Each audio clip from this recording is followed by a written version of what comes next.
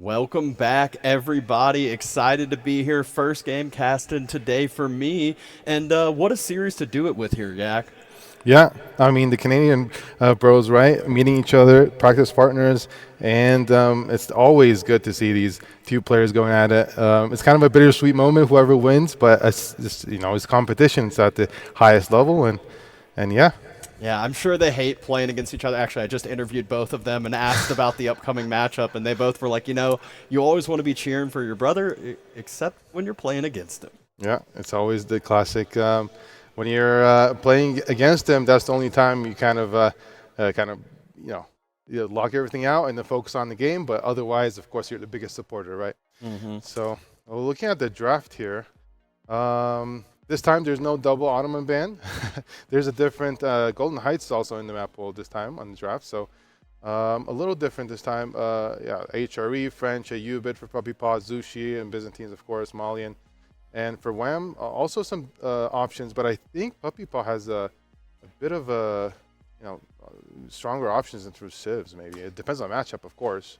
Yeah, I do know that these two brothers love their Japan, so I know, that was definitely a high priority pick. And I think, they practice against each other so much that you really have to kind of mind game, not only during the draft, but during the civ picks, during the certain map picks. And I think that's actually exactly what we have here on the first map, a matchup you didn't expect. And, right as it pops up, it's Abbasid versus Ayyubids here. I think this might be just because they're practice partners, because they know each other's kind of game play styles and their strategies. It's just maybe they're trying to throw each other off, and then they're, of course, throwing us off easily because we have no idea.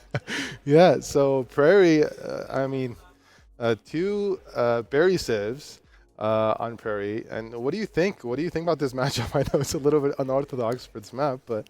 Yeah, so I was cheating a little bit. I was watching their map draft right next to them. So I know Wam everyone was assuming he was going to pick Japan over here. So I think that's where Puppy picked Ayyubids. And honestly, the matchup over here, I don't think it's the worst, but I do think we might be in here for a long one in general. Just with these typical civs, there is a little bit more of a timing attack for Ayyubids, where they're more of a timing civ, where Abbasid is more of like a macro-based, bigger picture civ, in it for the long game, multiple TCs, things of that sort. Absolutely. And, I mean, there is some advantage for puppypaw with the Ayyubids here, right? Because the tempo push, especially with the wood lines, the lack of resources out on the map. Initially, there's, of course, a lot of food on their TC, but as the game goes a little bit forward towards Castle Age area, this is where Ayyubids shines, right? But like you said, if the game goes, further onwards, then the eco power of the Ayyubid is going to be a problem for Ayyubid, or the Abbasid eco is going to be a problem for Ayyubids to deal with, like you said. Yeah, and I believe this is the first time we've seen Abbasid get played today. Obviously, they got picked a few times, but that is one where obviously different little bit of a priority here for these players. Sometimes you want to, change it up, have a little surprise to also leave stronger civs, leave stronger matchups ahead of yourself. And that's exactly what I think Wam's mindset was. He didn't want to throw Japan away first, especially knowing, I think puppypaw came into this assuming Japan was going to be that first pick. And looking at the all-time... I mean, you could tell they're brothers over here. As close to 50% as they possibly can get, basically. Okay, whose turn it is? Is it Wam's turn to make it 50-50 now? Looking at the previous couple matchups, overall series count, overall match count, it is that time. But, it's one that who's going to be in better form, who's going to get those potential civ matchups ahead of yourselves. They definitely... While they are brothers and they are practice partners, they do have a slightly different play style, even though they are both suited to the same and similar civs. Yeah, I think we're probably going to see a lot of different. And we start off with the iconic cinematic view on Cliffside. Oh, for some reason I thought it was... It's Prairie. It's Prairie, okay. So throwing me off. Yeah, I was going to say, because, like I said, they're brothers and there's all these different strategies, we might see very unorthodox matchups throughout this series, which is great. I mean, great to see. You don't want to predict everything, right? It's harder for us. Yeah, I love the cinematic view. Really gives you a different perspective on the maps. You don't realize how hilly some of these maps are until you get that side view going. And also loving the good old sheep update, which after watching these players practice earlier in the day and yesterday, I will say that that is definitely one of the things that can get people a little bit tilted in this game is the sheep gathering. And Prairie's a map that obviously has an abundance of it, but if you find yourself short compared to the other, it really is a mind game. You can get in your own head. You can see that kind of esports head shake happen sometimes, but doesn't look like either of them are going to have too big of a complaint here. Almost dead even so far. Yeah, everything's going very brotherly, very even the sheep count, right? Like you said, especially on this map, the thing about this map is even though there's some limited resources in terms of especially wood, the initial food boost of all that safe food under TC is kind of a unique aspect of this map, right? So if you lose out on that, then you're putting yourself at a huge disadvantage. And like you said, it's also a mental game, right? So different factors here to consider. And looking at the age ups, it's no eco wing on either. We got military wing coming in for Wam, which is usually one where, you get those first couple units out, you can at least delay some pressure that might come on out, and logistics on the other side. So we're going to see those cambulances pop on out. Those are so obnoxious to deal with always. As soon as you have a few units, it's just unkillable essentially, and Feudal Age is so strong. And it kind of looks, depends on how you micro, how you use it, of course, but yeah, the military wing from Abbasid is definitely going to have that initial units, early game tempo, very Feudal Age, as soon as Feudal Age hits. But as you get a few more units, as puppypaw is able to hold, the cambulances, like you said, are going to have a lot of value. Yeah, if it does end up turning into more of that extended Feudal Age, it can lean into Wam's favor. Usually, the military wing gives him that breathing room. They still like to go second TC. They still like to always utilize that fresh foodstuffs, that extra food bonus to really have that easier payoff timing.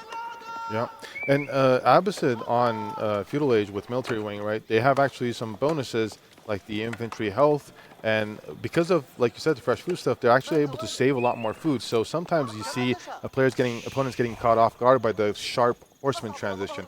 And in a map like this with a lot of raiding potential and things like that, like you said, after that second TC is put down, Wam can kind of have a lot of different options depending on what he wants to do.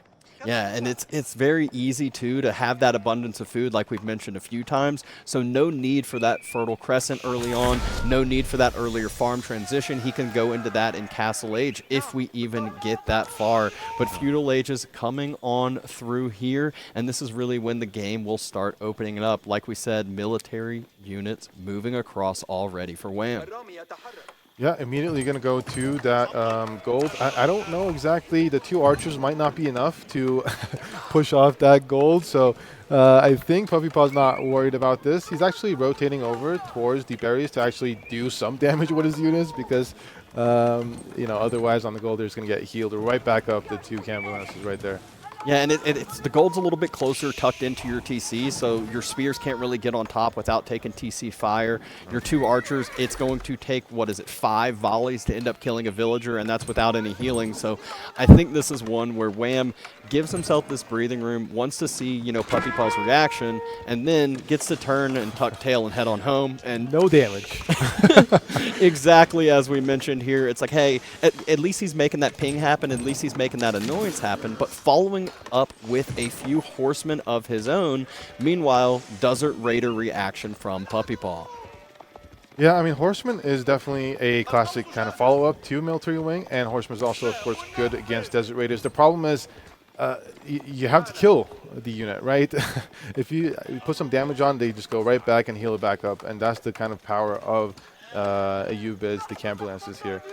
Yeah, and I mean, that's one where overall high elo players, they always lean into mobility. You'll see a lot of times where they're kind of just posturing back and forth until they really feel like they can take the fight, or they're forced to end up taking the fight. And puppypaw doesn't even want to have to deal with this anymore, wants to go ahead and drop an outpost, make sure his gold is secured, and walks on forward. Immediately, again, has to turn on around, even though Scout's sitting here watching.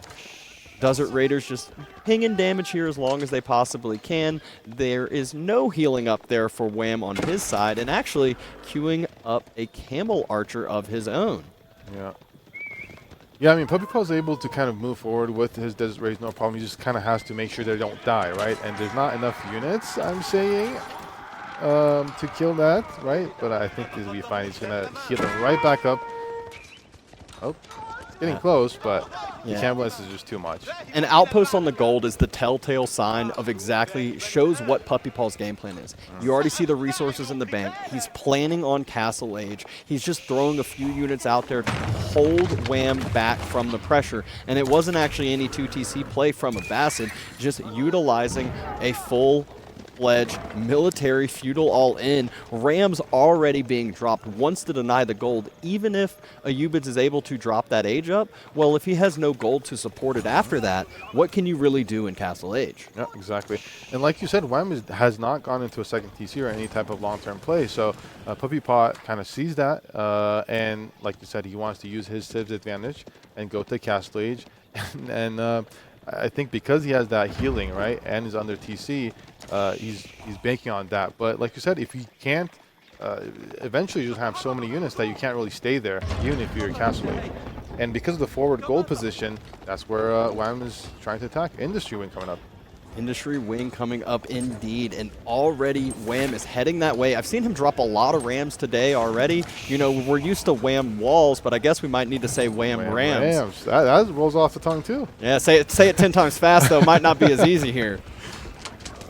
All right. Ram on the way to that outpost. Puppy Paw needing to gather as much gold as possible. You can already see what's in the bank. Going ahead and getting range damage to have that TC fire do a little bit more. Have those Desert Raiders do just a little bit more. But Ram doing its job. Outpost about one more hit after this one to go down. Villagers can't jump out and heal with the units, but Wham maybe overstepping a little bit. Not having as many units there. TC fire is definitely starting to add up. That hurts so much, especially those camel archers, right, from TC fire. Now, one Desert Raider did go down, so that is an accomplishment we did because that healing is no joke. But yeah, I mean, look, Puppy Paw is able to still gather.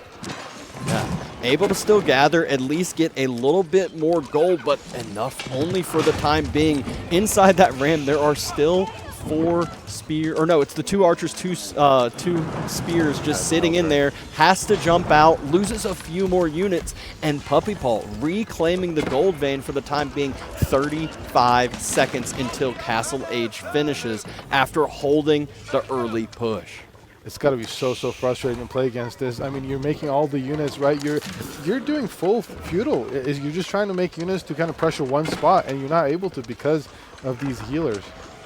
Yeah, and I mean, this is one where you really need that ball that actually starts one-shotting units. You said it. If you don't kill the unit, well, it's just going back, getting healed up. Outpost is already back up. The mining camp already back up as well. But this time, Wham doesn't have as much of a force, but has an expensive force. Those camel archers are quite expensive. And immediately a sprinkled emplacement being invested into here as well. Yeah, they are expensive. They dish out a lot of damage, but in terms of taking damage, especially from the TC, and not to mention eventually when that emplacement gets through, it's going to be very difficult for these units to kind of do damage. They're dishing out good damage, but they're getting healed right back up. So, yeah. Puppy Paw, he just drops a market. He says, all right, if we saw him go with the industry wing. He's got an abundance of wood in the bank, has enough food. He just needs the gold to start producing those high value units. 2 Camel Lancers already in queue. And this might just be a quicker game than we expected with the Civ picks. Another attempted all in here for Wham. If this gets held, it is all but over for him. But a Camulance gets sniped on down. Absolutely huge. Another Desert Raider. But there's the first Camel Rider. Yeah, the problem is when you're trying to dive under, now the placement. Oh, that was an insane sniper of Springled. Yeah, I mean, this is the problem, right? You have Camel Archers, you're trying to dive a TC, trying to dive a Springled placement, it's just not going to happen. Now, if you're Wham, what do you do from here? You don't have a second TC, you're Abbasid against Ayyubid Castle. Oh my goodness, how? just barely skirting a little too close to that edge. He does see one of the Camel Lancers, but there was another who snuck on by, and I love this. Even though Puppy Paw is taking pressure, the best time to attack is when you are losing. Well, not necessarily losing, but you're on the back foot. You're on the defensive. So circling around, perfect time to hit some vulnerability, and I'm sure he's going to be trying to hit, maybe the deer, maybe the gold on the other side. Wam is going heavy onto camel archers. He's just going to continue to produce them. I think because they do well against armored units, right? So he's just trying to lean onto that premium unit. Denying some wood, but yeah, I mean, puppypaw is just castle. Ayyubids is castle right now. But I don't know if both of the camelists went down or one. Is he able to pick up any relics? I haven't yet been. I believe maybe 1 or 2 relics got back home, but I don't know if he's had the wood that he wants to drop for the monastery. I think he ended up selling that for a little bit more gold. Yeah, and a little bit of a split view here, seeing some attempted raids on the other side. Wam trying to kite these Lancers as best as he possibly can, and that damage is adding up, but there's damage at home, and this is what I was worried about. 1, 2 villagers go down, slowly starting to add up. If he forces Wam home, that's exactly where he wants to be. The longer he's in castle while Wam's sitting in feudal, the better this is for him. The more upgrades he's going to be able to get, and we all know gold has been resecured and 14 sitting on there. If you look at Wam's base, there's no sheep left, right? He's already dropping some farms. As opposed to puppypaw, I mean, he is on the deer right now, but he's used much less food because he hasn't been producing units. He's been relying on his static defenses and his healing ability from Fuel Age to hold. So Wam has been using a lot more food. It's just kind of putting him more vulnerable position when these camel lancers are all over the place.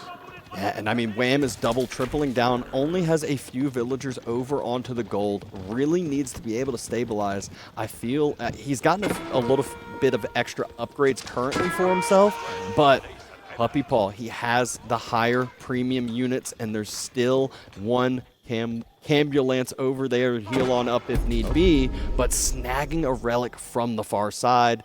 And taking that site with confidence, there's no need to worry. There's 8 camel lancers on the field. We'll see if he survives there. I don't know if there's any camel archers going that way, but yeah, there's still some sheep left on puppypaw's under PC. He's gonna also need to start moving out, but much less food access for Wam, or food availability right now, right? I mean, look at his queue. He's got 5 camel lancers in queue. He's still got 600 food in the bank. He is feeling nice and comfy here. Yet again, another raid popping down, but not just at one spot, not just at 2. Oh my, 3, 4 villagers falling here. And now Puppy is really starting to get that lead going, and Wam's trying to equalize in castle. You can see by those resources, but no ability to go back out to that gold. Yeah, if you're Abbasid and playing against Ayyubid, you don't want to be almost 10 villagers short, right? Essentially, you want to be the one on the eco side, the stronger eco side. And right now, it looks like Ayyubids is kind of going for what it wants, and Abbasid's kind of trying to, catch up in terms of castle age, and you don't want to be in that position. Yeah, heading into the matchup, we definitely assume more of a 2TC play. Usually Abba is the one that's more of the defensive one, the longer-term macro one, but Wam went for the all-in, not once, but twice, and puppypaw held greatly, and now is just starting to continue to eke out that lead. It's like a snowball. It starts out small, but it's just starting to roll and get bigger and bigger and bigger. Now, the one thing is this camel archer ball right here, as the mass continues to build up, these are premium units, right? Even though they're feudal units, technically there's 15, 16 total out on the field right now. They deal, yeah, but it's just the raids, right? The raids on this map, on a map like Prairie, when everything's so vulnerable. Yeah, it's almost similar to like kind of that horse archer play where if they're in small numbers, they can't deal with those camel lancers very well. If they're massed up, they can effectively, but that's one where puppypaw, he's been doing this all day, splitting his army, raiding in 3, 4, 5 different spots, and it's just so hard to keep that mass together and let them attack effectively, as we're seeing again in the picture-in-picture. Just a few more get picked off, a few more get taken down. Yeah, but the other thing is, you gotta... Great charge, and it is, I mean, that's what happens when you go for a feudal all-in. It gets foiled a few times. What a solid first game by puppypaw. You just saw that kind of breath of fresh air, that relief that he had after it. It's up 1-0 in the series. Honestly, with that Civ matchup, Wam, it might have just been a throwaway Civ from the start. Yeah. He might have wanted to set up himself for the future maps, for these future games. Yeah, it's a double elimination tournament, right? And it's a best of 5, so you don't have to kind of put all of your eggs into one basket at the start of the game, or start of the series, rather. Ayyubid has lost here against, or Abbasid has lost here against Ayyubids, but there's still more games to play. And I think, it's kind of like I'm trying to pressure gold right here, but it's just kind of, deep down is probably going to be a little problematic. It's just so difficult with the healing and the static defenses and the big goals under TC. So you just, when you're eating that TC fire, it's just too much. Your fuel units just melt so fast. Yeah, I mean, there's certain maps where your gold is a little bit further out, but it's not only that, it's also the amount of sheep that's under the TC makes it so easy to jump inside with actually 15 or so villagers, snipe down the other side. And looking at the resource gathered, you can see where Wam overall very, very similar amount of food, wood, and not so much the gold income because those camel archers are very, very food and wood costly. But what a great first game from Puppy. And the biggest shock to me with looking at the Civ draft was we saw the double Mongol ban from each side. I guess maybe that might be a Golden Heights specific counter. Could be. But I know I know Marine Lord's over there laughing at him like, oh my gosh, look at these players. What are they even thinking over there? Yeah, I mean, it could always be a player specific, right? These players, both they practice together, they know each other very well, so it could be specific for each player. Yeah, I mean, look at the military value lead. It's just Wam has been he keeps making units, and they just they can't break through because of the healing and because of the static defenses. And just kind of the story of this game. Eventually, once the castle age is reached by Ayyubids, you just have that premium units. The military value goes the other way, even though Wam has those camel archers. It's just too much. Yeah, just not enough eco damage, not enough gold denial really just allowed PuppyPaw to run away with that game. That timing attack worked out perfectly for the Ayyubids, not the Abbasid. He just counteract that. The Camel Lancers got to do whatever they pleased. They're really useful when they kind of can get into that charge range, and then the longer distance the charge, it really escalates their damage up as well. Yeah, looks like in just a little while we're going to get in the second game.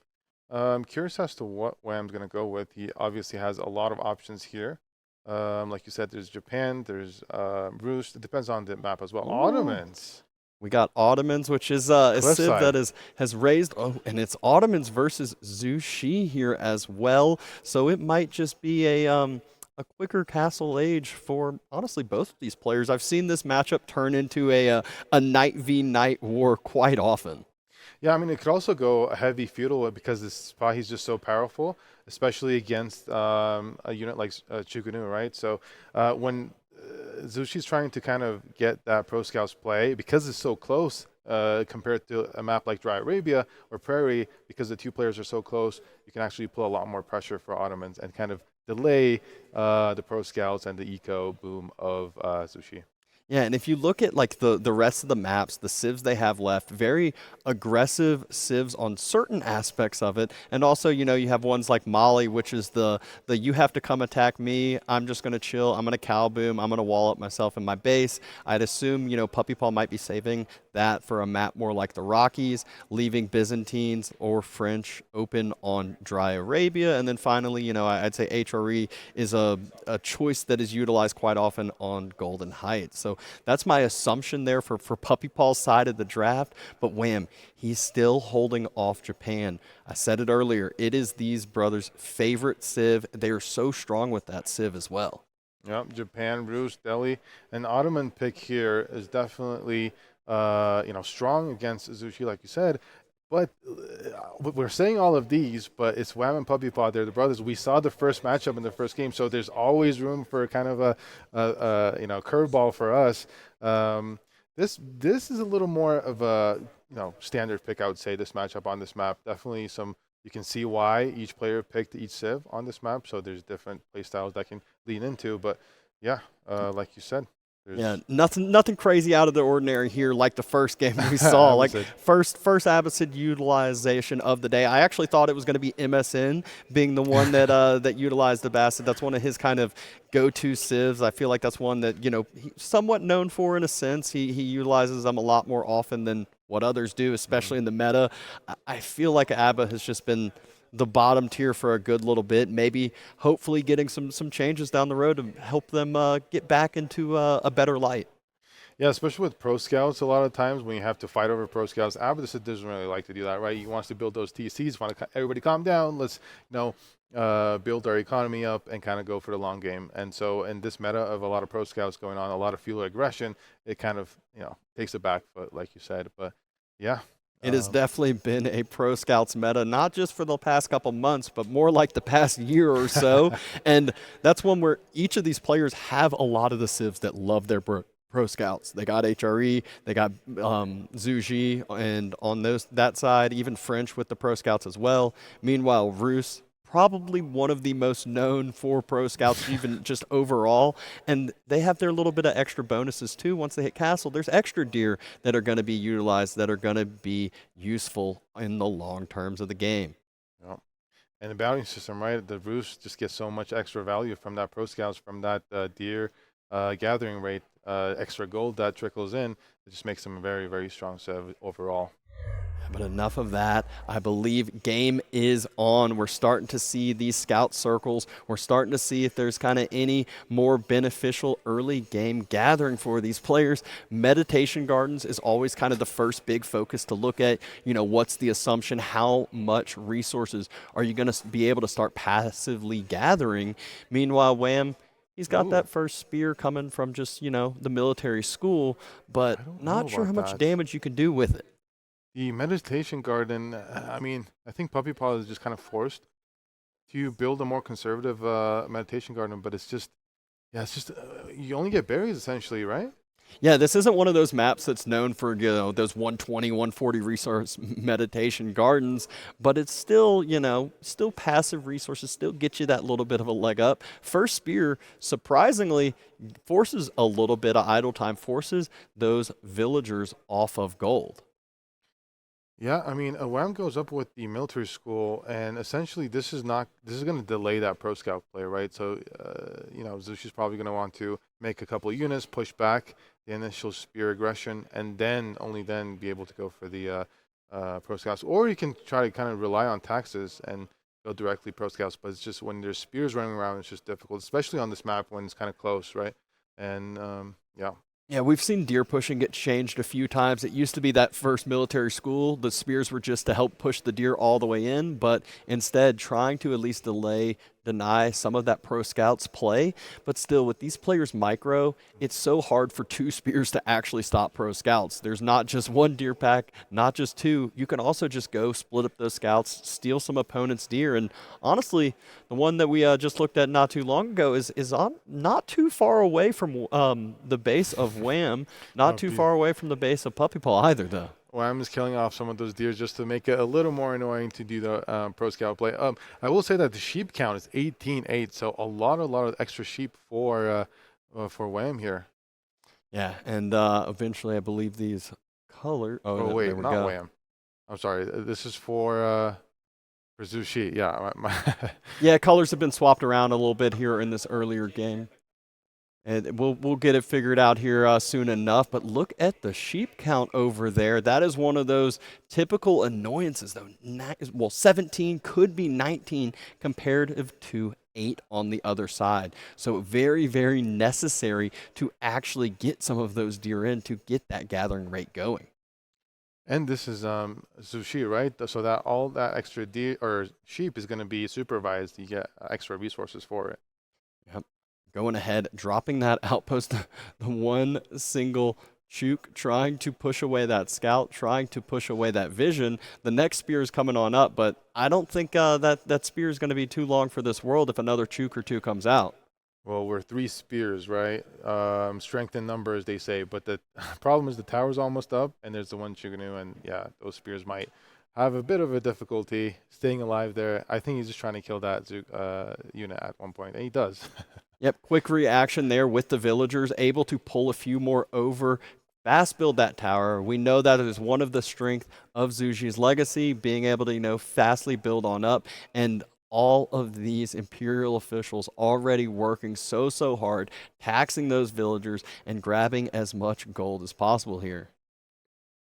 Yeah, and the Pro Scout is underway. There is there is some Sipahi and some archers, and he's going to double down on Sipahi. It looks like there's 2 stables coming down. And for Ottomans, the stables, the production buildings is a little cheaper, right? So you can kind of establish that a little earlier. and kind of put more units out on the field. But the problem is, like you said, the pro scouts is just so hard to stop. It's just, especially with extra sheep, and the deer pack is kind of on opposite sides. So if you deny one deer pack, you can go for the other deer pack. So it's kind of nice situation for Zushi in that way. Yeah, and great use of these initial few horsemen from Puppy Paw. Doesn't want to take any more of that spear aggro, but Chook is there to push the spear away. So first couple deer, very, very easily secured.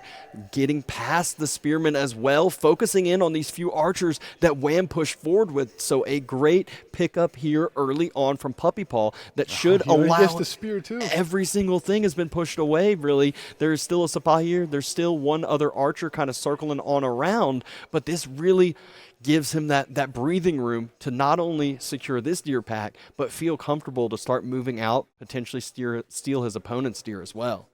Yeah, and his opponent's deer is on one side, right? So he just has to secure these 2 deer packs from his own side. And then with that boost in eco, lots of units, and then he's going to be able to push on that one side. So it's a really good position for Puppy Paw with the pro scouts play. And, Wham is just trying to make units. His whole game plan right now is to attack, right? He does use the Vizier point for that healing ability, but as the Shuganu numbers build up, it's going to be difficult to keep them alive.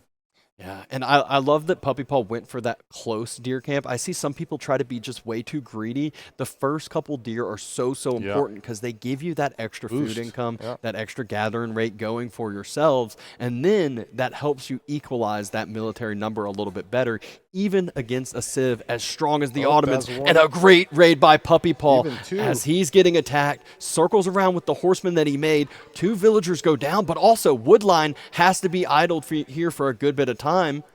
Nope.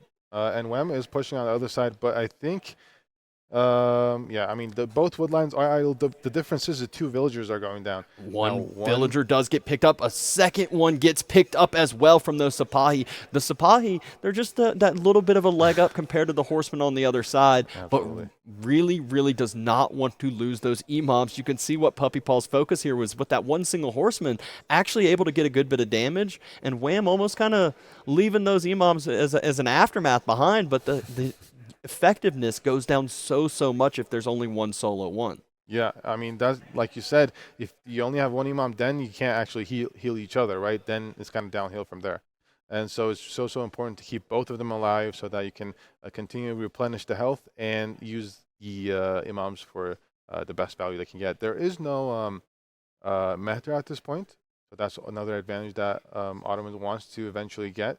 But yeah, Wham is just trying to pressure. Now, the other side is where the second deer pack is, and Wham's can't really be at both sides at once, so I mean, there's no woodline. Here's the problem, though. Puppy, he's about to be dropping Castle Age in any second now. He's using those horsemen yet again as a feinted attack into that woodline. Great ability to dive into there. No villagers going down yet. A little bit of a split focus from those horsemen using that A move ability, but the Mount Lu Academy is on the way. So Wham probably feeling that pressure a little bit, and Puppy Paw, he's been idling, the military production to hit that Castle Age, but already has the resources in the bank for a few Lancers immediately when Castle finishes. I think he can dive that, because it's so important. I don't know if he knows he's aging up, but I think these players are really good at kind of being able to tell, okay, why am I all of a sudden able to push way harder than before? I lost a few units earlier. So I think Wham has the idea, has the at least somewhat knowledge that Puppy Paw is going to be going into Castle Age. But once it comes on through, that army is very, very vulnerable. There's only 5 spears up front and forward. That's an archer, right? Just an archer. And both of these brothers are so good at picking those reinforcing units. That dive you were talking about happens now. Wham feels that pressure, is doing exactly that. Going in, needs to do damage before Castle Age finishes, before the Lancers start getting the ability to come on out. Food being fully idled, gold being fully idled as well. And let's see how long he can keep this up. Yeah, he definitely is doing some damage in terms of economy, up to 5 villas right now. But right now he has to leave. But this is the problem, right? He traded out army with eco, but Puppy Paw is now in Castle Age. He's going to be able to make supervised knights. Yeah, I mean, there is only 2 units out for puppypaw. He's got 2 scouts, and that is it. But the Lancers can do so much at pushing that away. Wham, right now, he's actually doubling down. More Sipahi in queue, more Spearmen in queue. So he cannot just, hard stop his military production, go to castle. He has to keep up at least a little bit of feigted pressure here. Well, the big thing is both of the imams are alive with that dive. So that is huge. And Wam is continuing to make units, continue to put on pressure. If he's able to catch that scout, actually, the food under TC is slowly diminishing, right? There's only 2, 3, maybe a few deer carcasses left. So if you keep pressure, if you're at Wam, you should be in a great spot. Yeah, I mean, Zushi, they're also, great with that supervision of having the food deplete a little bit less, but not if you drop the food off at the TC like we just saw. So a little bit of some frustration there. It is good if you are forcing your opponent to do exactly that. But look at just the sheer military numbers that Wam is able to push up with. Yeah, and you can see the power of Sipahi, right, in that dive specifically, especially with the Mehter as well. You have so much ranged armor that you can kind of stay under TC a little bit more, even if it's a Zushi TC with that extra attack. And yeah, I think looks like Wam just continue to make units. I think he's gonna. But the now problem is there's going to be nice rating. And this is exactly what we saw the game previous. puppypaw was the one who was a little bit greedier early on. He was the one that aged up. Wam, he's starting to try to save those resources to do exactly that. Going to try to utilize this army to defend puppypaw's push, defend that raid. And at least is kind of getting that good. He knows his brother. He knows he's got to find these Lancers somewhere because they are going to be coming, but just misses them. Yeah, 4 Lancers in the back of the base is going to be a problem. I mean, it was so close. He was about to see them and then deal with them with the spy would be no problem. But yeah, I think that knight on the split screen view is going to be no problem for him. But these 4 knights diving could be a bigger issue. Wham trying to drop some Wham walls, but might just be a little too late. Lancers on to the twin minaret. A few more villagers go down. That extra berry gathering goes down, but now the wood line is even more vulnerable. Late reaction here, probably distracted elsewhere. He is all-inning puppypaw on the other side, but look at the damage we've just seen. And that's what, 5, 6, 7 villagers maybe? I mean, these are only 4 Lancers that did this. This is an absolute bloodbath on either side. Wham knows he has to do something. He has to do some damage. There's way more villagers on that gold than what puppypaw can jump inside. But there's extra defenses here, and those are feudal age units. So much easier to take down. But look at the overall eco numbers. Yeah. Yeah, I mean, that woodline raid was so devastating. So many villagers went down. And even though Wam is able to get a few villagers pick off on the gold here, it's just the net value, the net numbers is just, it looks like right now it's a little more equal, but yeah, I mean, he just lost a lot more units, it felt like, for Wam. Well, the big difference here is that puppypaw is the one sitting in castle. Puppypaw is the one with the higher value units, so the numbers are very deceiving. 15 Lancers out. I don't care how close that Wam may be as far as the equalized numbers go. The value is just absolutely in puppypaw's favor. He's going to force Wam on the back foot. You can see Wam's 300 food away from being able to drop his own age up. The question is he going to be able to finish that age up at all? Yeah. Yeah, I mean, it's just going to keep on raiding on this. The bases are so close. Every Lancer that is produced can immediately come on in the front. So in the front and the back is just all over the place. Lancers all over the place. It's just so hard to play when you're under pressure like this. Yeah, double tower has been dropped on that gold for Wam. He knows he needs some static defenses, knows he needs enough places for those villagers to hide. If not, more and more damage coming through. But if you know anything about spear versus knights, you need more spears than knights. If the numbers are even, it's bad, and the numbers aren't even. There's only 5 spears. puppypaw knows it. He is taking advantage of this timing. And there it is. GG gets called. A solid 2-0 start here from puppypaw. Yeah. A similar situation, right? Wam was trying to be on the aggressive, stopping that tech advantage, but this time it's more so the power of the pro scouts and a little bit of a back gold spawn both played a role. and trying to secure that positioning for Puppy Paw, safely going to castle and utilizing. Because it looked like there was a problem for Puppy Paw, right, with that huge dive with Sipahi. But even so, with 0 units out on the field, you just kind of supervise the Lancers and you kind of reset, you raid everywhere, and this is what happens. I really think the big difference was what we saw very, very early on to that pro scouts, to that feudal play. Wham, he lost 3-4 units for absolutely nothing. And that also was right when, again, Puppy Paw was jolting up with all of those deer income. He knew he didn't have to produce as much to actually hold, to actually defend. So got to be a little bit greedier after a strong play. Yeah, I mean, when you're trying to do a fast cast, when you're trying to do any type of greedy play, trying to do counter raids, even if it's 1 or 2 villagers, even if it's just idle time, it just kind of distracts the opponent, buys you so much attention, so much time, so much space to be able to do what you want. And these players on the at the top level know this, and they utilize the rating so well. And we can see Puppy Paw kind of using that to his advantage. Yeah, it's always so interesting seeing how the different players react to after they think they have an advantage. You know, are they going to double down, go all in feudal, you know, produce more units? Are they going to utilize that to be greedy or just circle the base and deny resources? It definitely matters the Civ matchup a little bit there, but that is one where we saw again and again, 2 games in a row, Puppy Paw. And actually, not even just these 2 games, the series earlier on that Puppy Paw played, he has been leaning in to raiding in 1, 2, 3, 4 different spots. And it's so hard to just keep up with all that. You get APM capped, and you need more units to deal with those Lancers than just a few. And the other thing is, the more raiding you do, especially in the simultaneous 2 or 3, different locations, it opens up your opponent to more opportunities to make mistakes that you can capitalize on, right? So it's kind of a multiple advantage that you can get from that. And yeah, like you said, Puppy Paw has been using that very well, playing very well today. Kind of methodical, right? Just not worrying about the pressure. You're fine. You know what your plan is. You know what your advantages are, and kind of slowly working your way up to what you want to do.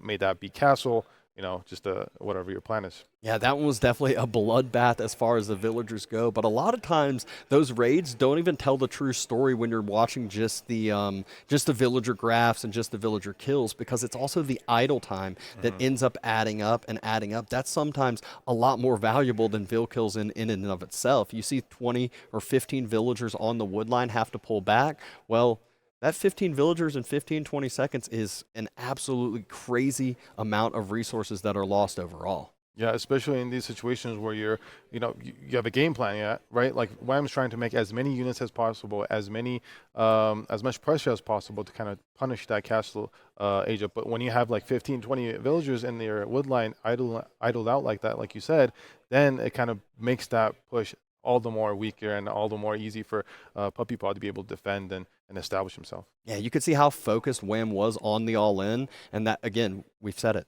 That is the best time to attack your opponent, is when they are on your side, when they are expecting it the least. And it's so hard to do as a player. You know, when you're getting all in, you're full focus on just defending. You're like, I can't split out that one single horseman because I need every single thing at home as possible. But no, that's exactly the turnaround. And I've said it earlier. Wham finally pulls out that Japan. Japanese pick, yeah. Versus Byzantines. So, yeah, Japanese versus Byzantines.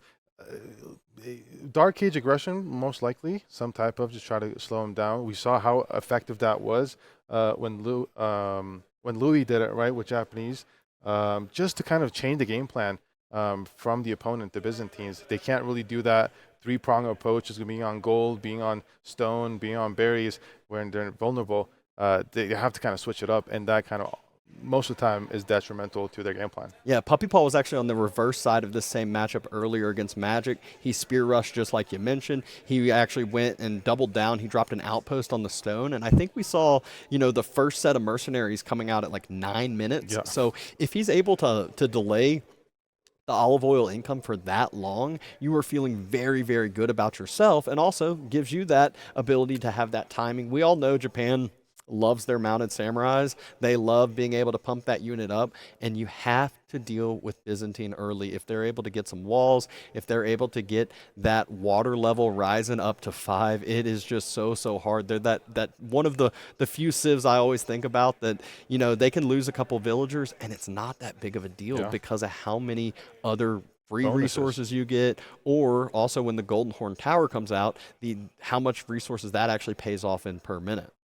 Yeah, exactly. And you don't want to kind of allow Byzantines to go untouched like that. But I mean, Wam is set up for a decent opportunity to kind of get back into us and actually move the momentum over to his side, right? With the Japanese fake, I think is a good matchup for him to be able to be aggressive early on. And we do jump into the game with the cinematic overview with the Dry Arabia, and even the cinematic overview with the scouting as well. So it's a different dimension to it. And I mean, we already see exactly what we talked about too. Spearman, he's actually being the scouting unit here for us. We know exactly the game plan. Try to deny that olive oil. Try to not allow Byzantines on the berries. Try to not allow Byzantines onto that stone. And it's hard to, you can't drop an outpost at both locations. It might just be, as we actually see here now, puppypaw trying to gather as much of that olive oil early on as possible. So actually started out with a mill on the berries, which I think is a little bit of a shock to what a lot of people see with Byzantines. Just microing those lower health villagers back. Hopefully that one villager has 9 gold, because if not, he's going to... Oh my god, he has exactly 9 gold. Okay. Thank goodness. You never know with the rounding, right? This is the same thing Waldemar did, right, in response to Japanese Dark Age aggression, to try to get that berries as soon as possible, at least to, otherwise, if you don't, and if you get a tower up, or if you don't have, if there's just multiple spears on your berries, you just don't have access to that, and it's just so delayed, and you'd rather have some type of value from your civ, right, the civ bonus of mercenaries, rather than later on. But the problem is, as the game goes on, you're not going to be that Byzantine powerhouse that we all know. Yeah, and actually I was sitting with these 2 players while we were eating some Chick-fil-A, watching the games earlier, and this exact matchup was on. They were talking about the Hippodrome Horseman with Triumph ability versus the Japanese Horseman, and they were like, it was kind of a back and forth thing where it's like, no, the Byzantines are going to be stronger with the Triumph, and it was like, not if you get every single melee upgrade there from Japanese. They are on equal footing here. So I think that's really the idea from both sides is, it's going to be a pretty heavy horseman play in Feudal Age. And the other thing is when you're fighting horsemen, right, versus Byzantines and Japanese, against Triumph, you can disengage, right? You have to catch that moment when the opponent uses Triumph. You can just disengage, as opposed to Byzantines, you can't really disengage from the melee upgrades. It's always going to be on the horseman. So there's that factor, of course. Yeah, and that's one where Wam, he does end up just fully wanting to burn down this mining camp. Wants to make sure that if puppypaw does go back out onto the gold, he will have to drop another mining camp. Obviously, water level we see has not been raising, so this is not that powerhouse Byzantine economy early on. And as expected, the Kuro storehouse, we actually saw puppypaw drop the Coca Township earlier on and have some shinobis out on the field, which I know viewers love to see. I don't know how efficient it is for players to utilize. Yeah, it's always... Oh, the Acrotoid defense comes. A little bit of damage, but Wam is able to kind of pull it back. It'll just be annoying. Some idle time. God, look at that! Look at that immediate reaction from Wam. Every single time the shivs start getting pulled out from those villagers, or the spears when there was the Acrotoid defense, he's so quick to just move those spearmen back and not really take any damage here. Slowly pinging down some of these villagers, though. And, it might not seem like much now, but you can see puppypaw. It's forced to pull some of these low health back and baits one of the spearmen into about half health from TC Fire. Villagers, though, looks like they are forced off of the berries for the time being. At least one set of mercenaries should be coming out, though. Now, the thing is, I remember when Waldemar was doing this, he actually put the initial villagers out on the far berries. So in this scenario, you can keep gathering. But right now, you've depleted the close berries, right? Those close berries are under TC. So now you can't really risk it and go out on the farther berries, because many of those villagers were already low health. So you don't want to risk losing a villager this early on in the game. When a horseman, puppypaw sends to his opponent's base. But there's spearmen, right? Right now, with this Dark Age aggression, you already have the barracks ready. So, exact unit you need. And Longbow's already in queue. Wam, he's making sure to go ahead and get up that outpost onto the gold vein. A spear not too far away. He'll probably just tank this up for a little bit of time, force the horseman on away. He uses Triumph for it. I don't know if he'll get... Oh, he might. Oh, Yeah, Kuro Storehouse finishes in time, but he doesn't jump inside. The Villager animation goes down from Wam here. He's going to lose that horseman if he I don't know if he's not gonna get this. Yeah, jumps in the Curious Storehouse this time. Outpost not quite finished, but it is at 90.9%. And there we go. Outpost has been finished. Vision is here and knowledgeable. Another aggressive horseman here. Yep. I mean, this, if anything, this is at least idle time, right? The stable is delayed, some idle time, and the tower gets in placement as well. You don't want to fight that. You want to leave. And I think the horseman. Oh, okay. Just by the teeth. Yeah, but might not be too useful of a horseman in the long term. But first horseman definitely got the value that he wanted. Maybe a few triumphs later he could use it. This is the only real path forward, right? Yeah. First batch of longbows are out already. It's just so well in terms of works so well with horseman longbows, right, to push forward. Yeah, but the tower's already up and placement's up. And what do you think? For Byzantines, is just you should always go aggressive and try to prevent, because right now Wam has 6 villagers on gold, 15 on food, right? Kind of trying to inch towards that castle. I don't even necessarily think that it's like being aggressive towards the Japanese. It's also pushing Wam back from his base, allowing him, like Puppy's allowing himself to go onto that stone, potentially go onto the different berries, start gathering that olive oil again, and more importantly, start getting a few extra cisterns down to actually get that Byzantines economic bonus that everyone knows and loves. Yeah. Yeah, I mean, this is the same scenario, right? The Byzantines is just slower for that cisterns to happen. Oh, my goodness. That was a clean shot. Yeah, I don't think... There's 14 villagers inside that Japanese TC. So hard. No upgrade on it yet. That's where Wam was out on the stone for exactly that. But Puppy, he is just full sending these horsemen early on, and I don't think it's been paying off. Wam actually doing a great job of just jumping inside. Yes, it's causing idle time, but losing unit after unit after unit over on the other side. Yeah. Yeah, I mean, especially if you don't go Grand Winery, the second batch, I was talking about this earlier, the second batch of longbow is just so slow, and you need that 10 number to be able to be more effective, especially when you're on the offense, right, to one-shot, be more effective attacking villagers, attacking different units. Ooh, now... And so there's a low-health villager that's one of the ones moving out, so again, it shows that early annoyance from the spearmen could actually pay off. There's a vulnerable villager, say that 5 times fast, moving out on here. Outpost has to be invested into to resecure these berries, but Wam, look at the resources. That low health village has not been pulled back. I think he's still under there. So if those horsemen just ignore the units and try to go there, it's easy bill pick. Yeah, and Wam's just going to utilize this group of horsemen to try to keep Puppy Paw's units back at home. I wouldn't be surprised to see him split off a few and try to go deny those berries. But longbows, they're over here near this gold vein. Outpost can see all of this, but Wam, he's 100 food away from being able to age up, and that is where the Japanese love to be. Floating gate starting to be dropped here.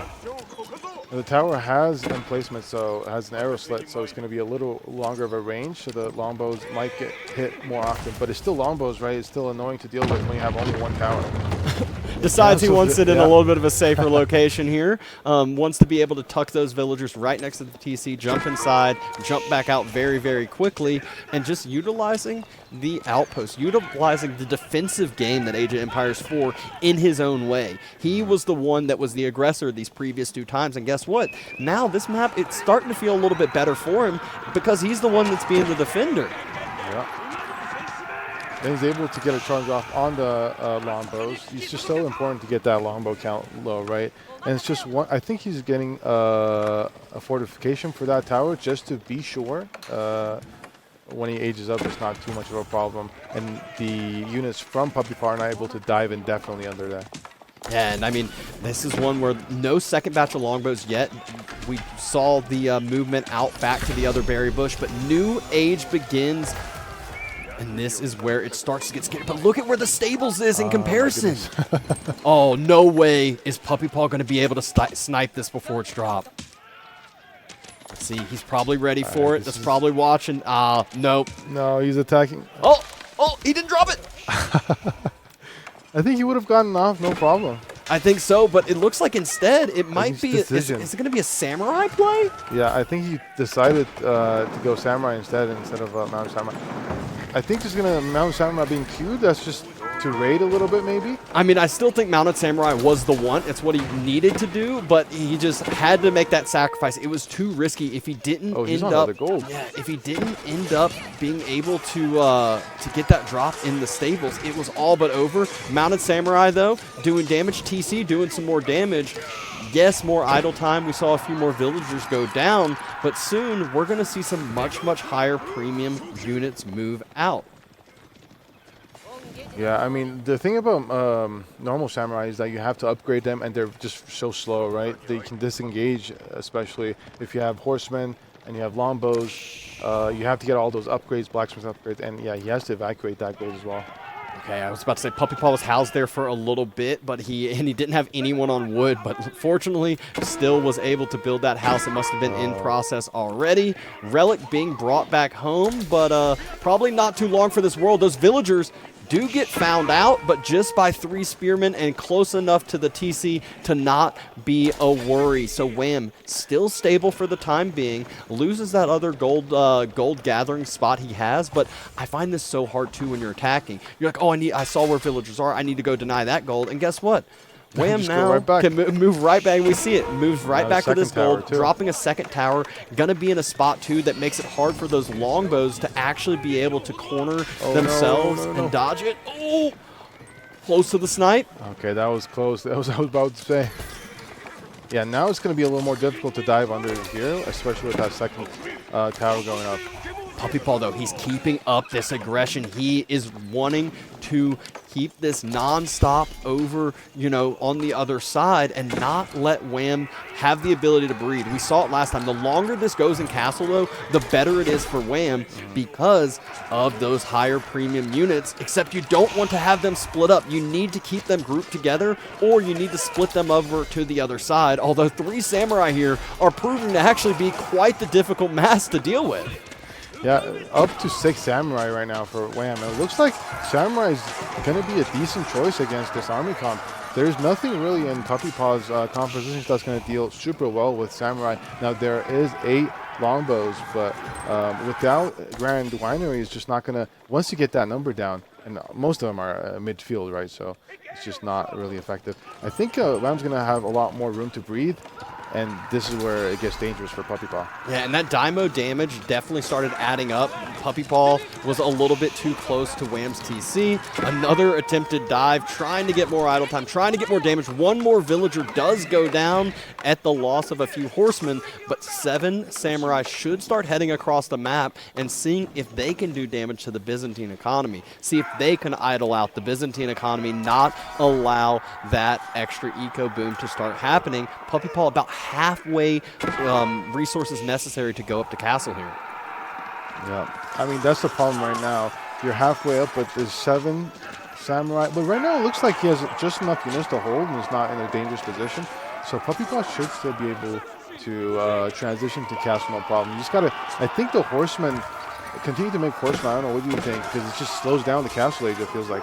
I mean, this is one where unit-wise, it's fine if you can keep those samurai split and attack them at smaller numbers. That's why Wam walked back. He wanted to have all those samurai grouped together. Yes, they're a tanky unit, but they don't spit out as much damage as, 25 units on the other side.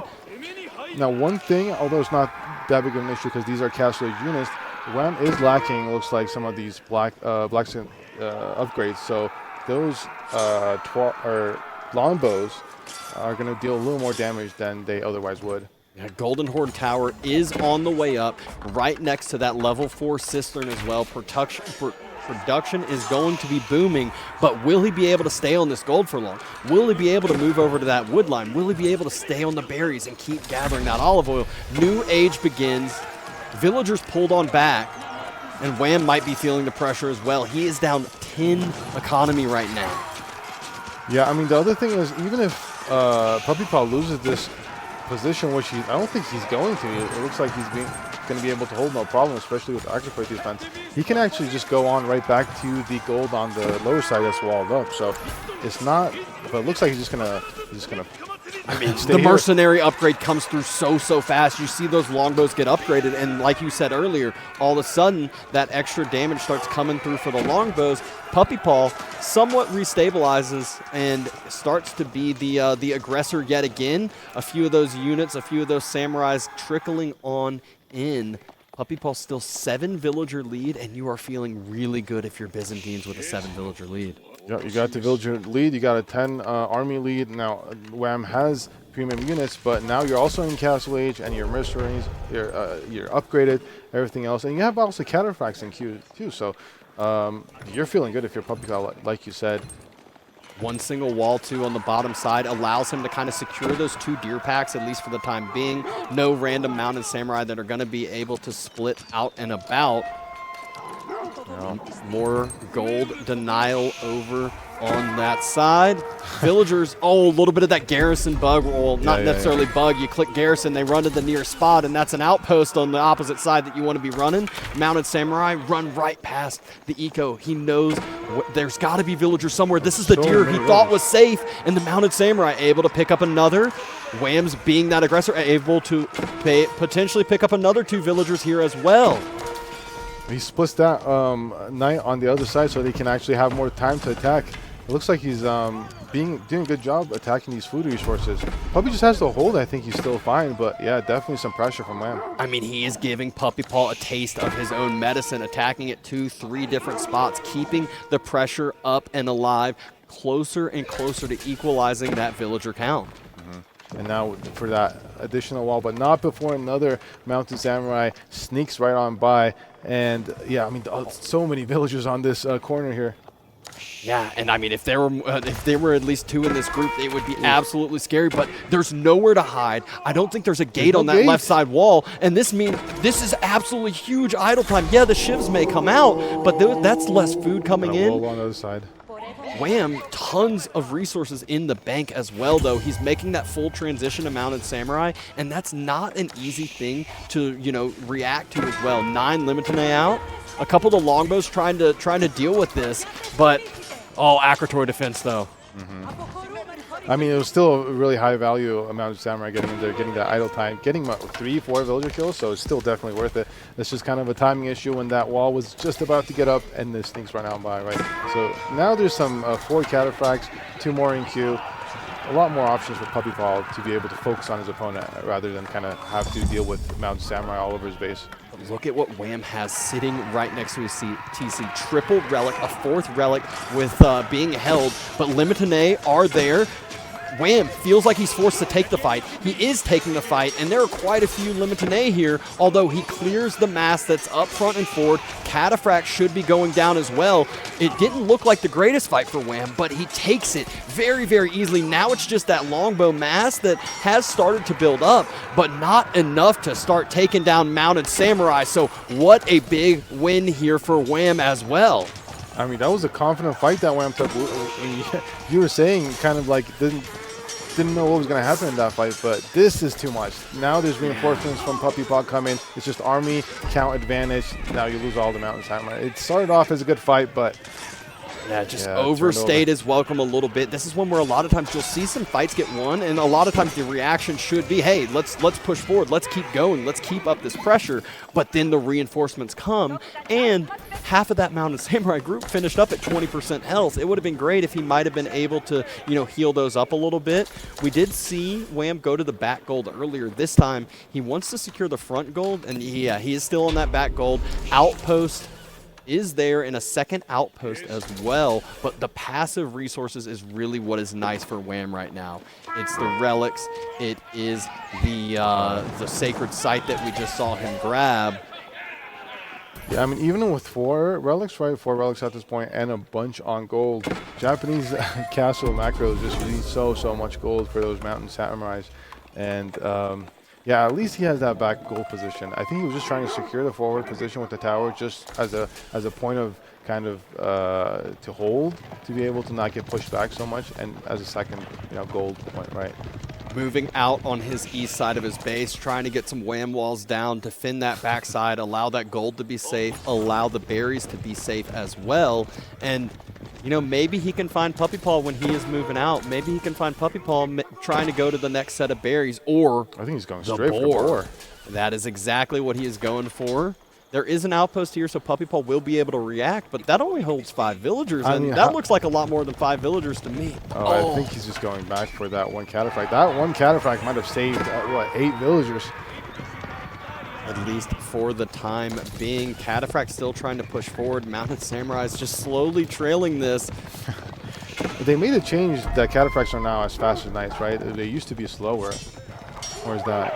I think there's some change like that, but yeah. And so now the cataphract's actually able to kind of run around, raid a little more effectively.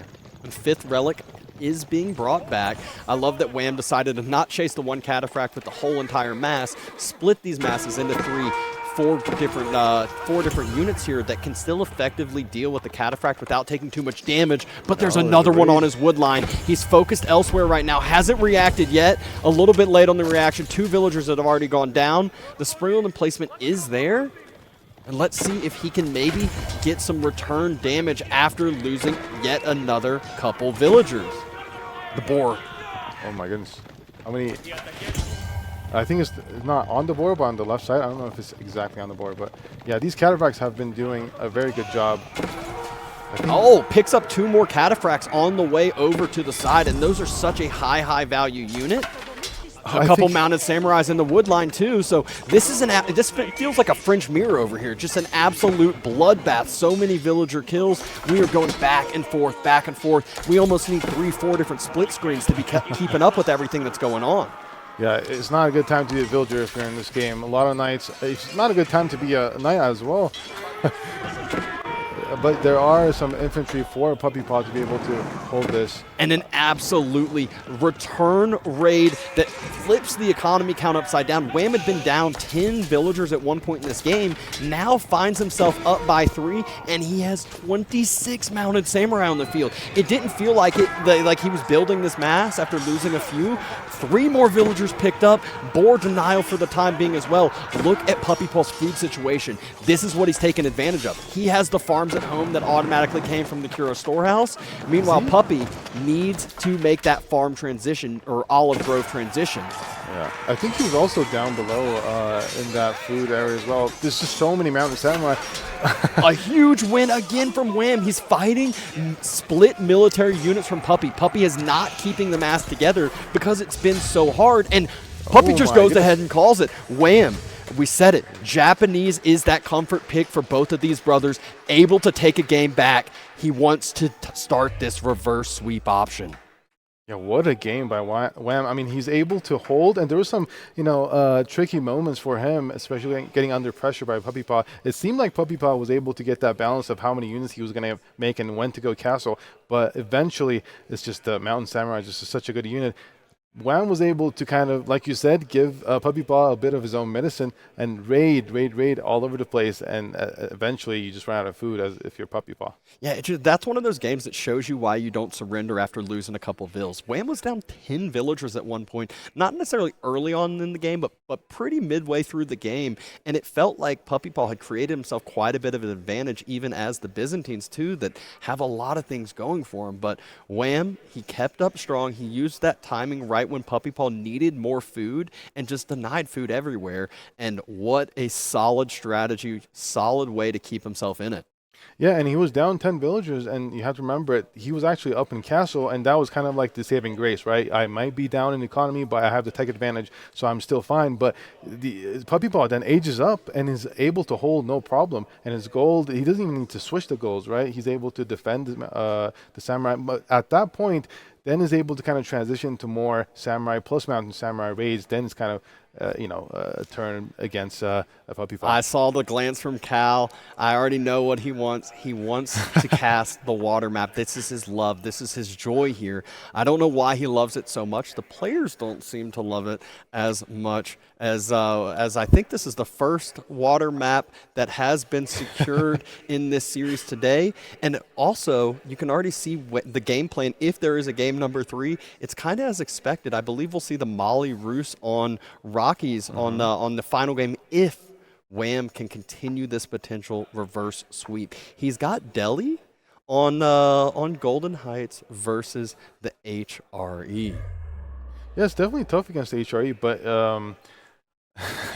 but the dock for Delhi, right? You can directly go for the dock, and instead of a mosque, you can directly go for a dock. So it might be playable. Delhi's definitely seen some changes and made them viable on water maps. So, and this is not just like a strictly water map. It's Golden Heights, right? It's kind of like a hybrid / water map. So there's still options for Delhi to be able to do some play. And we're looking at the stats from the last game. Yeah, I mean, look at the military value lead and kind of the economy lead as well. Just so many villages up and down for the economy account. Like you said, just like a French mirror, so many knights, so many raids all over the place. Yeah, and I mean, it's crazy seeing the yellow graph go up so fast at the end. That's where Wham had the long-term food resource, especially as the Japanese TC continues to get upgraded. Those farms get even stronger for himself, able to continue to have that back gold that was secured, and he was just full steam ahead. There's that straight-up point, and you're like, okay, he is feeling good, and you can see the economy graph got affected by that quite quickly as well. Yeah, and with 4 relics, right, the gold trickle is just so important for Japanese, especially if you're only making Mountain Samurai, right? That's why the military value and military lead continues to grow so steeply while Puppy is trying to, deal with all these raids. Yeah, and now looking into Golden Heights, that's one where HRE's always been a love for hybrid maps. You know, the chapel just allows you to have that economy that, boost that wood income to make yourself more fishing boats or make yourself more military ships to be able to secure that pond. Meanwhile, Delhi, though, they have their little military fishing boats there for themselves. So Yeah. we'll see how this early game comes into play. I find Golden Heights very funny too, because certain civs, you don't, especially I'll pick on English here, if they send 3-4 villagers out, well, you might not be able to drop a dock at all. Gamble, you can right? drop maybe some short walls around. So it's definitely a mind game going in, and I think these brothers have a lot of mind games they have to be playing in general. Yeah, I mean, we're going to see what happens in terms of Dark Age. Sometimes it's going to be a dock barracks, directly at barracks, and kind of how many villagers you pull, right? Like you said, if it's an English situation, it's even more of a, like, do I gamble? How many villagers do I send? Even if you send one less villager, then, like, you don't get a dock up, and then, but on the flip side, you are idling a lot of villagers in the start of the game. So it's kind of like balance. What do you want to do? What do you want to gamble? I mean, we all know with water, if you win water, you win the game. It's been the same for golden rule. Yeah, it's been the same for quite some time, but there are some very, very few exceptions. HRE is kind of one of those civs. Sometimes they can just transition into a quick Burgrave, spend all of those resources on a line of men-at-arms running across the map, and it is a very, very short distance to your opponent's TC unless some walls go down and start to delay the pathing, start to make that pathing very, very frustrating. Yeah, I mean, if any map or any water map is kind of a second chance opportunity after losing water, this map is it, right? There's a lot of different opportunities you can do. Like you said, these civs have different bonuses that can enable them to, even if they lose water per se, you can actually use a timing push, either that's like Castle Age or for Delhi, you can either actually just mass the units in Field Age to try to get that, timing where you can actually do some damage. Yeah, but we will see what happens here in just a little bit. The first water map it's not the Holy Island, hybrid that you see. It is that little bit of a change of pace, that pond over in the corner, but whenever there's, whether it's shoreline fish, deep sea fish, you have to try to go for it at all. If your opponent gets that leg up on eco, you just feel like you're, fighting from the ground up, and it just doesn't work for yourself. Yeah, especially with these two civs where they have a lot of eco bonuses, both for scaling in terms of free upgrades for Delhi and the already good economy for HRE. So you definitely want to fight over water, like you said. But yeah, it looks like we're just about getting the game. Yeah, the one thing about Delhi on these hybrid maps, though, is they kind of have this hard point where do they drop that early mosque? If they do, that means less wood for that barracks, for that dock you talked about. Obviously, the dock does give them the scholar inside, but then you don't have that Wi-Fi bonus where you're actually getting some of those valuable eco techs at home. So it's nice, and it's a slow trickle for those eco techs. The first scholar does so much in reducing that value. So we'll see when the first mosque actually does get dropped, or if it's just going to be wait until Dome of the Faith comes on out, and that is when the Wi-Fi tech comes through. Yeah, typically that's what happens in these types of hybrid maps. They go for the dock, and then eventually, because you already get a mosque in Dome of Faith, is essentially what happens in most of these Delhi. Oh, we already see how many villagers? That looks like three villagers. Oh my gosh, one already getting taken low. That's Spearman. He's just going to chase after that villager, get a pickup here early. That's 10% of the eco early on. Very detrimental start here. He might get more than one vill because there's two spears and they're in the middle of nowhere. This is not a good start here from Wham. That spear is also doing damage to that next villager. Scholar could try to pop out, do some healing, but it's too little too late. Other villagers should at least be able to get home. Yeah, there's two villagers on the start of the game. I don't know how this. I guess the fishing ships can shoot, but this is such a huge advantage at this point. Those fishing boats are able to shoot. That means they're not gathering though. So it's not that eco bonus you needed. However, puppypaw, he's just using those spears. He's going to run over, maybe focus on early gold, make sure that feudal age is a little bit harder to get to. Yeah, fishing boats though starting to get produced. I mean, puppypaw's already done a lot of damage. I mean, this is before the 3rd minute mark. It's on deer, right? This is just a solid Dark Age play. Yeah, you can see the game plan for himself. It was not to take water at all. It was just to contest, just to be annoying. It's even long-range gathering from Wham. Doesn't even have the wood to drop the mining camp. Does he have? No, he needs 20 more gold to actually be able to age up here. And that's going to be really difficult to gather, or at least annoying to gather with 2 spearmen on there. You definitely don't want to lose any more villagers than you've already lost. And he pulls 3 villages just because of the spearman threat. Yeah, and I think he's just going to try to get enough gold as quick as he possibly can. Low health villager does get pulled back, but that might just be another villager going down. I think that's going to go down. Oh, it does end up falling. Both spears go down for it, but they have more than paid off here in this early game. There is enough gold to age up here, but will the fishing make up for the villager loss? We can see the eco numbers at the top is true, but we'll see how much that affects this early game still, as he had to pay for the dock, had to pay for the fishing boats. Meanwhile, puppypaw, yeah, I mean, he's got a barrack, but he's already dropping the minework palace. He is already a step ahead of Wham. Yeah, and puppypaw wasn't just on sheep, right? He's on the deer, so he also has some type of economy boost. And he traded 2 spearmen for 3 villagers this early in the game. So I don't think puppypaw is complaining about any of the water situation at all. He's just going to age up and play his game plan. Honestly, I just saw how much food puppypaw dropped off with those 7-8 villagers. It feels like he almost be able to drop castle here before Wham is going feudal, because he's already got 500 food sitting in the bank. Oh my goodness, is that house outside of range? He can torch it down too. This is already a bad situation for Wham because he needs that extra wood. And I mean, there's 1 spear, so it might not be too big of a problem. If the other 2 spear were alive, it would be a much bigger issue. Yeah, he can always just throw a villager over, have a couple hammers, re-heal it. The healing in this game is absolutely absurd at times. I think the bigger problem for Wham is exactly what we're seeing here.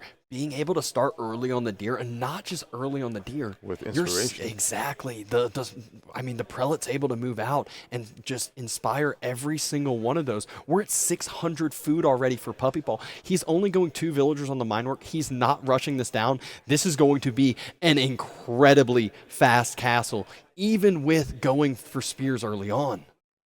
Yeah, I mean, puppypaw has a plan, and he's sticking to it, and it looks like a very solid plan. I mean, it's going to be a timing, right? If you don't catch that timing, eventually the water is going to be a very good advantage for Wham. But especially with 3 villagers down, it really sets you up for that timing really well. And not having the chapel isn't that big of a deal when he already has a second prelate out too. So he idled his TC quote unquote, but he wants that full inspiration on the economy. So he's got the prelate on gold, he's got the prelate on deer, and in just a few seconds, I think we actually might be seeing a castle age drop before the. I mean, just around when Wham goes up to feudal, like yeah, and when his own feudal age finishes, he's literally Minework's about to finish, and it's about to be Minework finish into an immediate, I would say, Burgrave is my thought here.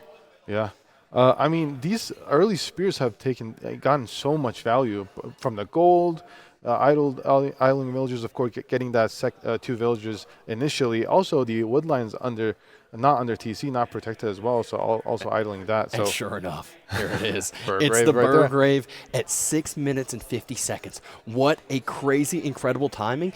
And the even bigger detriment here is Delhi, while like he could try to match a castle timing, he can't make any, like the units that if he did make any feudal units, like the Ghazis he's producing now, it takes a decent bit of time for those upgrades to come through. So he really needs these to do something for him early.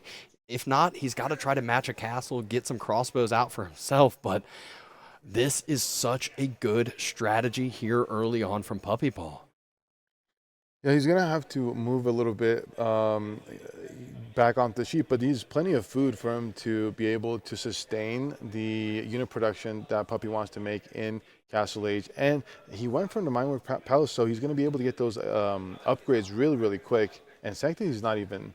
I mean, at this point, does he even need Sanctity? He would have to have map control to be able to go out there. Efficient production isn't even finished. Meanwhile, Puppypaw hits Castle Age, and the queue should start coming here soon. He does have to wait for those villagers to have that first initial drop-off. Spear on the gold yet again.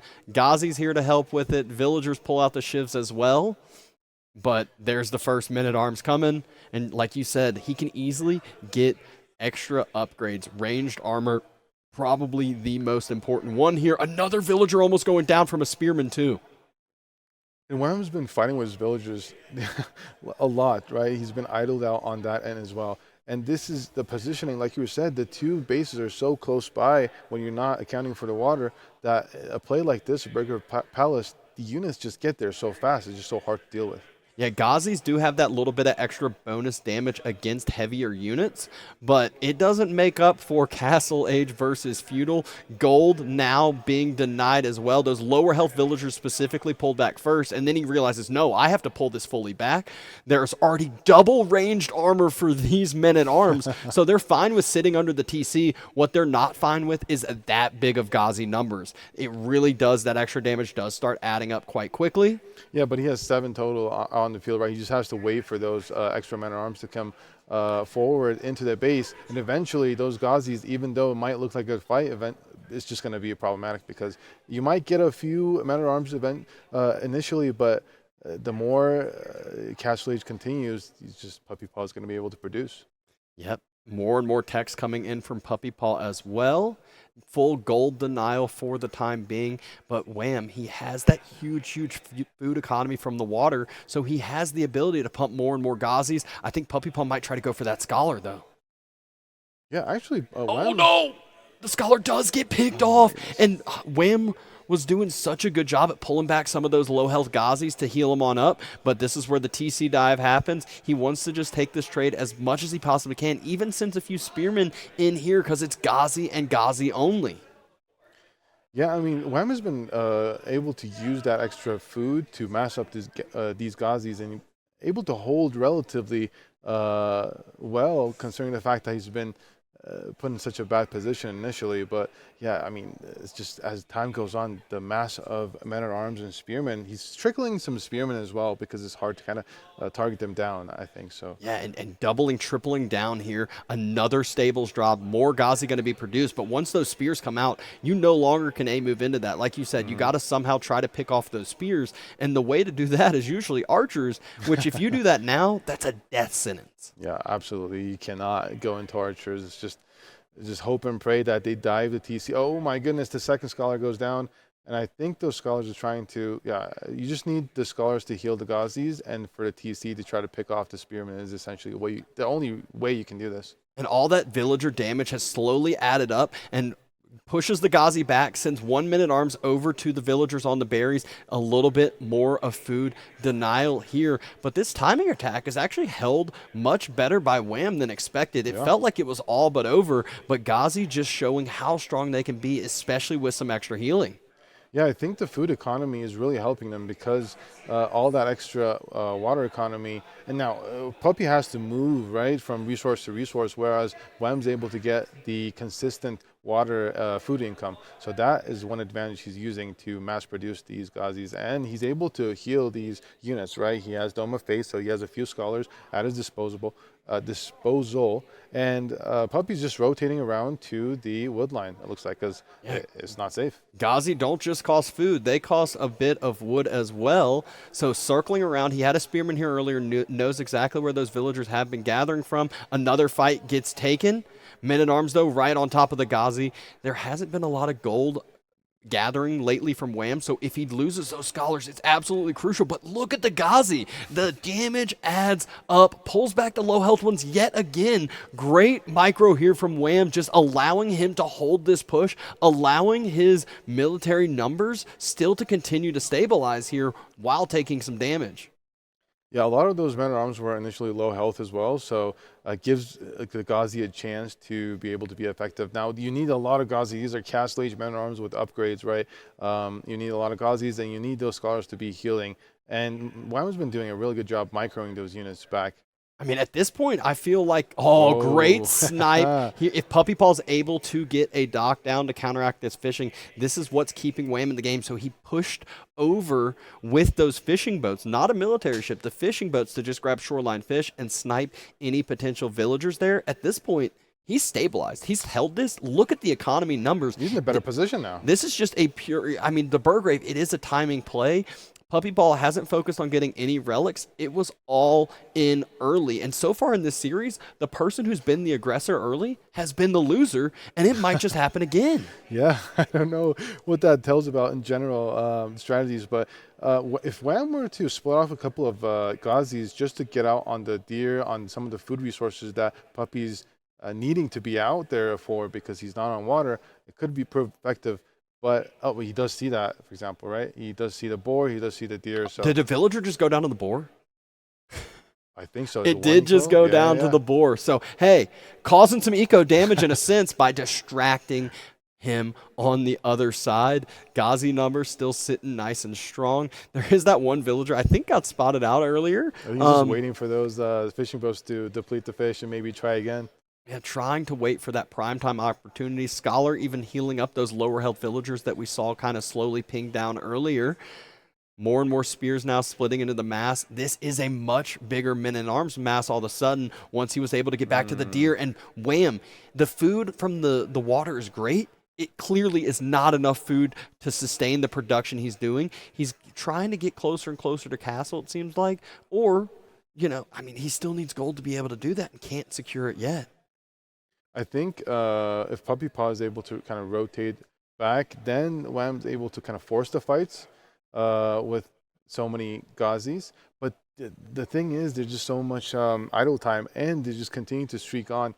Puppy Paw is more units to be able to idle more villagers. Yeah, this is a big It's just problem. more and more and more units coming in. The problem here, though, I think Wham drops a quick wall on the backside, makes it a little harder for the full master group back up, allows himself the time to split off, take down the units that aren't in as big of a group here with those Ghazis. Villagers even coming to help with their shivs.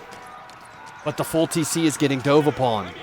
Yeah, but it just takes so much for these Fuel Age Ghazis to kill Castle Age units, right? Especially with now up to 10 spears on the field trickled in with the men-at-arms. It's just really hard.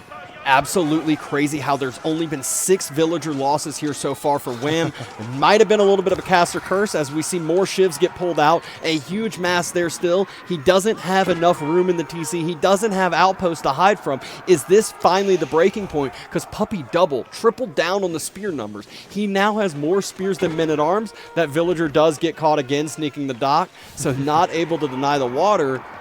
Yeah, but Wem's just stuck in feudal, right? He just has to keep making units. It's kind of that classic situation of, I don't want to stay in feudal, but I have to, because the moment I stop making units, it's just gonna, I'm just gonna die even more. But eventually these Ghazi's feel like units is just not trading very well. Yeah, and double melee armor through for puppypaw as well. Double melee damage, I believe, as well. And finally, the Spearman veterancy coming through. Has to move on to a different goal. Not too big of a deal for himself now. The whole idea for him is keep up the pressure. Do not allow Wam to get up to the next stage. And it's been working well so far. These villagers, they've been running around anywhere and everywhere. Triple outposts dropped in the wood line. That never feels good. Yeah, what else can you do? You have no opportunity to go into archers, right? And Burger is not just for men-at-arms. You can make spearmen even faster than you can make men-at-arms, right? So it's up to 17 spearmen out on the field, and there's really nothing Wam can do. He has only Ghazis, and so the only remaining option is 3 towers. But I mean, Wam is like forced to take this fight, but he can't take this fight. You can't dive into that many spears with that many Ghazi.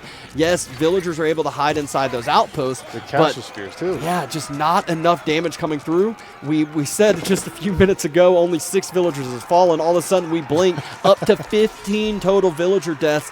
Economy numbers looking much more even, especially when you consider 33 idle vills for Wam right now. Yeah, I mean, the eco looks, and now it's equalized. It's 50-50, right? And 30 of Wam's villagers are idle, so now it's kind of flipped back and forth. Yeah, it looked like he had stabilized for a split second, but just not enough here. More and more melee units coming across the map for puppypaw. He is anywhere and everywhere. Doc definitely not going to be able to get finished anytime soon. Villagers try to excavate, leave the area, but that just still means they're not gathering resources. Another one drops.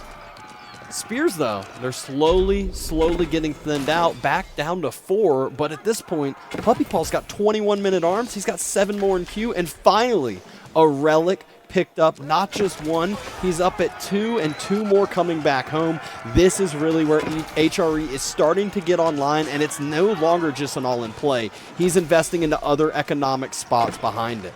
Yeah, and I think puppypaw is even going for the hunt on the other side to make sure that Wam's also not going for them. So he's kind of has eyes on all of them. I mean, Wam just doesn't have any opportunity to go raid. He's barely able to defend his own base, right? Yeah, I mean, now there's just full men-at-arms now. The spears have done their job. Yeah. I mean, Wam's doing everything he can to try to hold this. He has done exceptionally well so far, but will it be enough?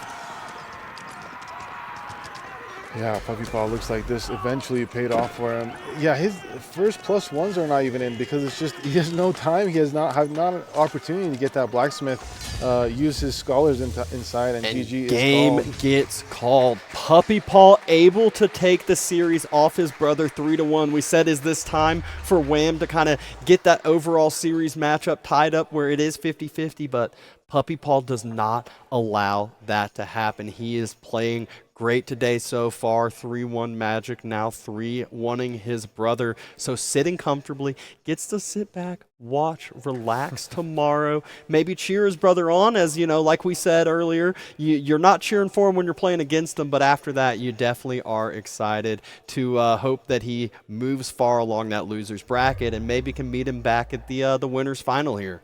Yeah, and looking at the stats here, I mean, look at the military lead. Even though you have that military, it's just difficult. I mean, all those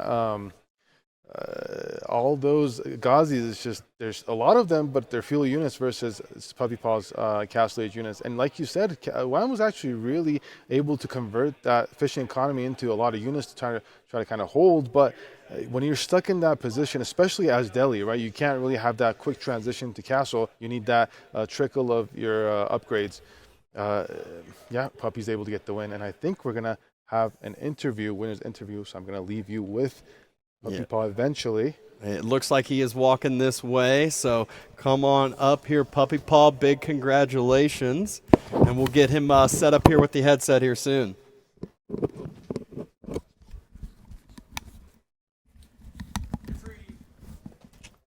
There you go. So congrats on the series. Congrats on being able to relax tomorrow and watch along.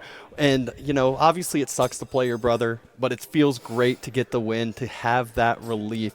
What did you think about the Civ draft coming in? Were you happy about it, or did you kind of feel indifferent? I was super happy with the Civ draft for sure. I think Wam told me as well that he liked my draft better, so yeah, I think I got the better end of that. Yeah, we laughed watching coming into the first game. We were like, Abbasid versus Ayyubids, had no idea what to expect. That's when you were able to kind of get that earlier defense. You know, do you think that Prairie having the gold under your TC really allowed that to be an easier fast castle for yourself, or? Yeah, the gold spawn, typically it's pretty close, but for me it was even closer, so that was pretty fortunate for me. I think I played the game pretty well, to be fair, but yeah, I was pretty happy with the spawn for sure. Yeah, overall in the series, it was the person who was the earlier aggressor really was the kind of loser in the long run, other than, I guess, the last game, if you count the fast castle being the early aggressor. It was really the person to castle first was the winner. Is that just the defensive nature of AoE 4, or do you think that was more Civ matchup based? I think the game's pretty aggressive at the moment, so I would say that's just these particular matchups, yeah. Gotcha. You know, I know earlier on in the series, we've seen Japan being both you and your brother's probably favorite Civ, maybe #1 Civ to do it. So you said, you know, you still felt comfortable with the Civ draft losing Japan. And is that where you all kind of mind gamed each other on the first map where you expected Japan and that's why you picked Ayyubids? Yeah, I definitely suspected Japan, and Ayyubids is not, like, I wouldn't say favorable, but it's a nice matchup to have when you pick it so late in the draft. Yeah, I mean, he won with Japan, so we both, I think, have a pretty good Japan, but I was able to win with the other civs. So. Yeah, and obviously we couldn't speak about, you know, we couldn't skip talking about the only water map picked so far. You actually chose it after Wam was able to get the win on map number 3. You know, HRE, that strategy was something we weren't really expecting. You basically dropped Castle right as your feudal age finished. Is that one that you practice Golden Heights a lot, and you kind of practice that strategy specifically? So, yes and no. I mean, not recently, but for previous tournaments, when this map pool is, when Golden Heights is in the map pool, we practice it a lot, and in Delhi in particular, Wam played Delhi against Beast in the Red Bull tournament, so I think it was that we practiced a lot. And H3 is just super fast, and Delhi has a difficult time. I mean, they can get the pawn, but Delhi has a difficult time like punishing the deer, which I just took in H1, and dealing with that fast castle play as well. Yeah, it just felt very comfortable, like when you, like you said, went out onto the deer, you had double prelates working for yourself, and just the income really made up for the food difference on the other side. Although, there was a point kind of in that mid-early castle age where the Ghazi mass started to feel a little bit scary. You kind of thinned out on the men-at-arms mass, so we were concerned for a bit. Did you feel like you had lost it? I was very concerned. I was concerned. I mean, I didn't exactly have an idea of how close he was aging up. And I thought he might have been close, but I guess he just had a lot of stalls, and I just had complete map control because I was just so aggressive, and it was fine because I just took the whole map, and my units, they weren't like I wasn't winning the game maybe at certain points, but I was trading better, and as long as I guess I kept him in feudal, he wasn't able to age up, and eventually I had a big enough mass to just win the game. Well, big congrats on that series win. Now we're about to be watching Louis versus Marine Lord. Who would you rather play in the initial finals over here? Give me Marine Lord. Yeah. Okay, he wants Marine Lord. He wants that revenge. He wants most people would say Marine Lord's the favorite, but there have been some little talkings behind the scenes that say, Puppy Paw's in form. Puppy Paw might be able to take down the quote unquote goat over there. I think it's pretty doable. So it is an NA tournament. Yeah. We want the NA representation to come on out. So you think you'll just play any specific special strategies, or that's more you're leaving it close to the chest to pull out once you get to shock the viewers? No more special strategies. I'm going to play exactly how I did in practice, and I'm going to just try to execute it super well. And I think I can have a pretty good chance of winning, so we'll see. There you go. Well, big congrats again. I'm sure you are relieved to finish up the brother matchup and get that behind you, and now you'll be cheering on Wham in the lower bracket over there. Yeah, thank you.